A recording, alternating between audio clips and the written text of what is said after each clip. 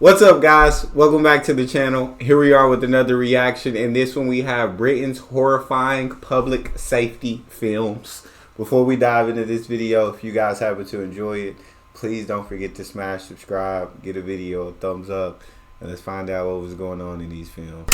Following the Second World War, Britain faced the task of rebuilding the countless bombed-out houses and city slums that had defined cities since the Victorian era. Their solution was high-rise cities in the sky, which housed families just fine, but had the unintended side effect of leaving residents with a sense of loneliness and isolation. Meanwhile, on the television, the children growing up in the post-war era saw a world of conflict and disarray, political turmoil and divisions over the future. What the public needed was reassurance and security in this new frontier of British life. Starting in the 1950s, the Central Office of Information, or COI, began producing public service films about a wide array of issues. The longer of these films would be shown in schools, and the shorter ones would be sent to television stations to play during ad breaks whenever they pleased. However, while the goal was originally to educate and reassure the public, specifically young people, some uptight, old-school bureaucrat in Whitehall probably took this to mean scare the living crap out of children and they'll be too scared to get into trouble. And so, with this distorted goal in mind, the gears of the COI were put into motion. Oh Lord, oh Lord, oh Lord. What are we finna see, bro? What's finna happen? And so these safety films were shown to children, and somebody said we need to scare the living crap out of them, so it's finna be pretty horrifying. Let's see what y'all came up with.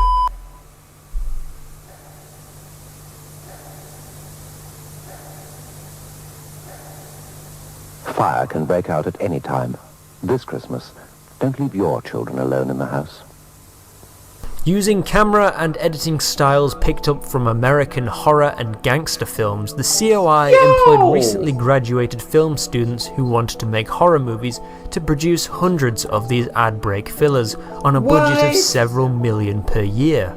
Film censorship guidelines were strict in the use of violence in movies, but because the programming was technically educational... Oh my... No. No.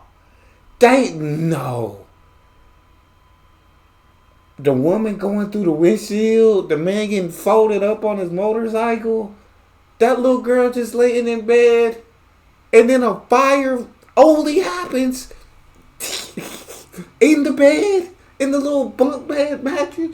That's the only place a fire is happening. Oh, Jesus. And children. Oh, okay. These restrictions didn't apply. The shorts were always set in some kind of bleak industrial moor in the underdeveloped north of England, using child actors who a lot of the time didn't know what kind of film they were making.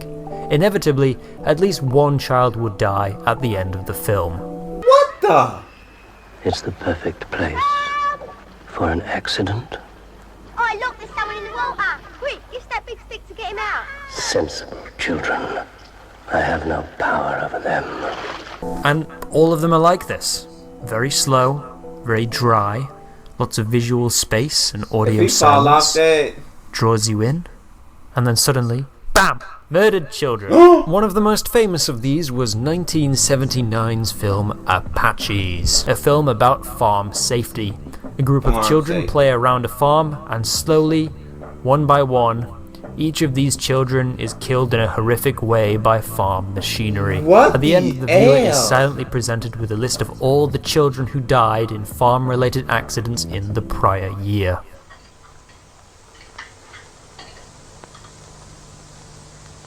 Bro!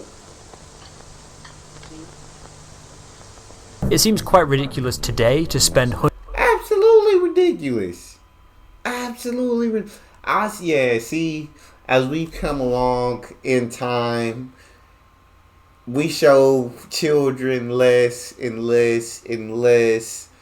And yeah, a lot of parents today wouldn't be comfortable with their children going to school and seeing a film about a lot of kids dying from farm machinery and being told it's to help them. It's public safety. No. No, that's a horror film. That's a horror film. Hundreds of thousands of pounds in taxpayer money to produce a 30-minute short film about not playing near a farm. But this was the 1970s, where there were only 3 TV channels, there was no internet, and unless you wanted to listen to Grandad talk about killing 3 Germans at the Somme, you had to play outside. Another of these films is called The Finishing Line, which seems like it takes place in some sort of dystopian world where children being forced to run across railway tracks is a sport. What the?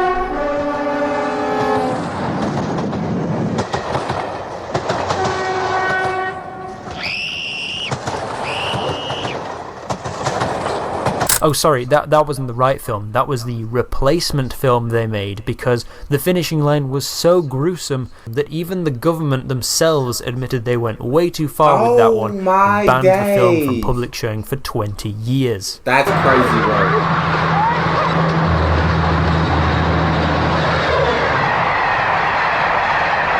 Anyway, The Finishing Line ends with hundreds of murdered children being laid down on a railway line.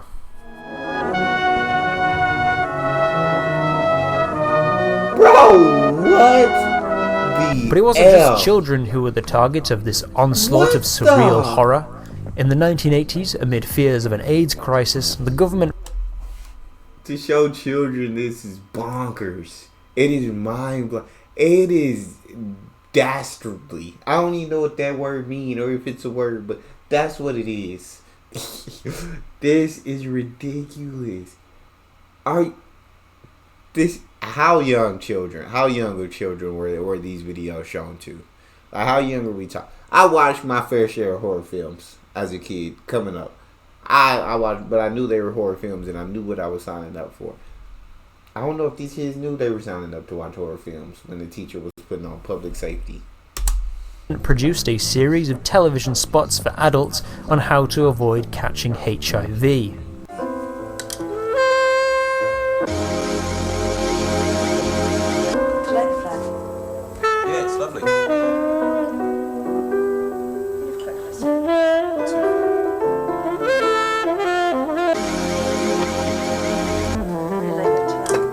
That one was a bit more surreal, but there's this one, voiced by none other than John Hurt, and this one's a bit more spooky. Okay. It is a deadly disease and there is no known cure. The virus can be passed during sexual intercourse with an infected person. Anyone can get it. So protect yourself. And read this leaflet when it arrives. And I'd be doing a dishonour not to mention Protect and Survive, which was the film intended to be played on television in the days leading up to an anticipated nuclear war.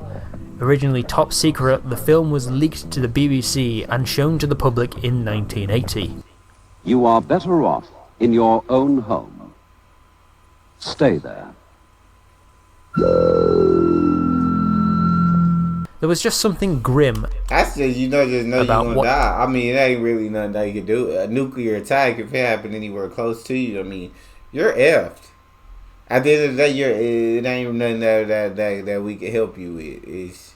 So I guess the government was just like, everybody stay inside, but that ain't really gonna help you. But yeah. Watching instructions on how to properly dispose of dead family members.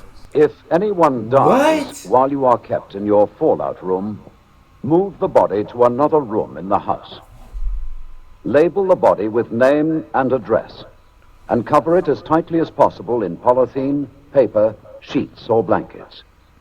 And the music for these films as well, they were always these repetitive synth keyboard music.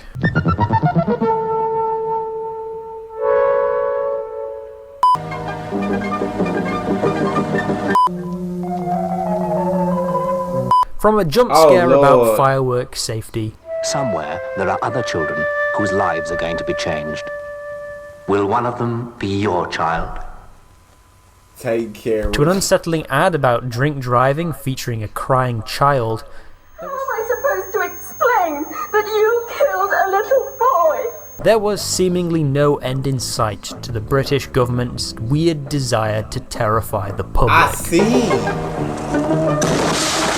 Alas, all things must come to an end. In 2011, the Central Office for Information was shut down as part of wider budget cuts to government departments. It took until 2011. It took until 2011 for it to be shut down. At the time of its closure, the COI had a budget of over £500 million per year. Today, the UK government no longer produces general public information films, but private organisations and charities are still known to make them. In true British public information film tradition, they are still creepy as hell. Are they? Nah, bro. But the horror isn't just limited to your television screens, oh no. The children's charity Bernardo's released this full-page ad campaign in newspapers in 2005, which the public found so disgusting that they lobbied regulators to ban the campaign entirely. And parodies of the era are still common in British media today. Artist Richard Littler has created the art project Scarfolk, where he produces disturbing posters and media satirising both today's politics and the world of the 1970s. He calls it the next logical step in the evolution of the public information films he saw in his youth. The 2002 series Look Around You parodies the outdated educational films shown in schools and on TVs in the 70s and 80s, which is sometimes humorous and sometimes terrifying. This is known as the Helvetica scenario.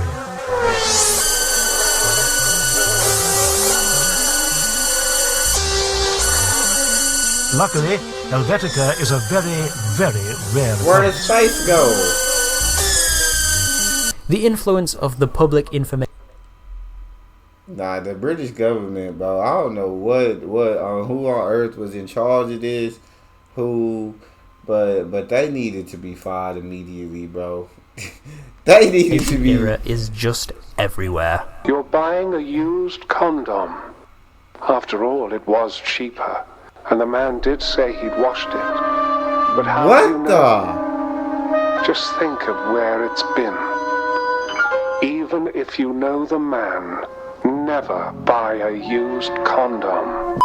Like, was people really out here buying, like, used condoms? Like, was that really a thing that was bad enough we had to make a public safety film about it? British Advisory Department presents BAD Advice. You're watching the British Emergency Broadcasting System. The estimated date is March or November 2013. Critics call this hauntology, references to a bygone era made using aesthetics taken from the past rather than creating something new. This past may or may not have existed, but hauntology certainly makes you think it did. This is common in other retro-futuristic subgenres like vaporwave or atom punk. Whatever it is, the public information films of the post-war era are still watched and enjoyed today because they represent a lost future. Britain looked confidently ahead and was optimistic their best days were ahead of them, yet they were met with a world of danger, paranoia and foreign enemies. And they're creepy because successive governments decided that simply scaring the public was easier than educating them properly and responsibly. So what's the take-home message? I don't know, they're creepy, and that's why. I don't know, they're creepy.